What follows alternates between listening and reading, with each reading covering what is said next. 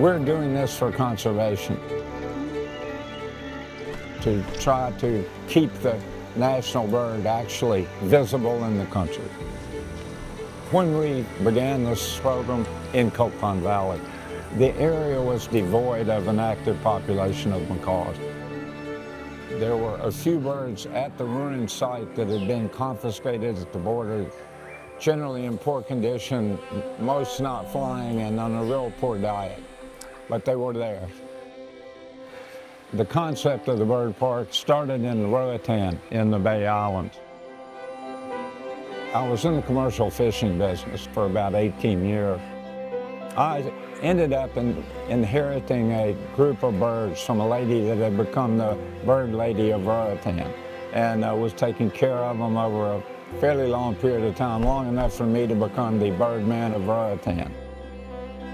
People would move to the Bay Islands, moving to Paradise, and if you go to Paradise, somehow you almost end up with a parrot every time. I was looking to do something else, happened to come to Copan, and was fascinated by Copan. And over a couple of years, acquired this piece of property, so we were really lucky to be able to pull that off. In this park, we have 300 residents. We have a group of people that are the caretakers of the birds. Food is done twice a day, plus we send backup food to the released birds around the valley, especially at the ruins.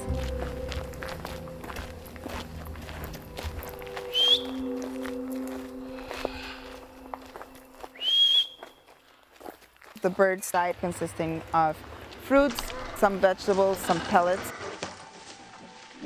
80 to 100,000 Hondurans go to the ruins every year. So that meant with the macaws flying around the ruins, which have sculptures of macaw heads in really important places, very easy to make the connection. And it sort of was a living demo of the national bird of Honduras. Everybody sort of knew the macaws were the national bird, but that's about as far as the interest level went. And this project ended up personalizing that. So we have the birds that are born in the aviaries with the parents. We have the birds that are born in the valley. And we also have the birds that are born in our breeding center. Macaws are going to lay 2 or 3 eggs, but they're only going to take care of 1 or 2. She'll just remove 1. So in order to give that chick a chance, our team started collecting it, then we brought them to the breeding center.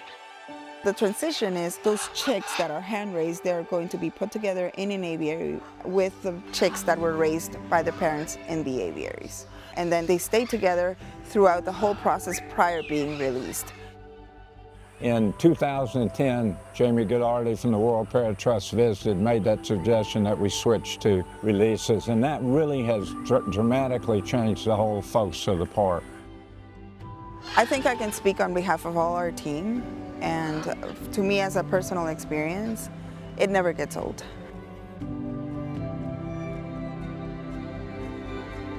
Releasing a bird that you've seen its process, whether it has been rehabilitated or our chicks that were born in our breeding center, it's a very emotional and very exciting moment to see them fly free for the first time in their lives.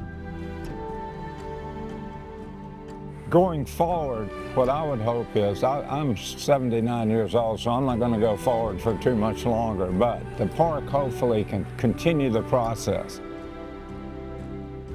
Copan Ruins is in a small northwest corner of Honduras, only 10 kilometers from Guatemala. We're 30, 40 kilometers from El Salvador.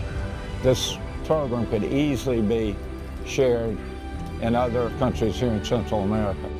With the World Parrot Trust and other allies, we're trying to develop a reproducible program that can be used elsewhere.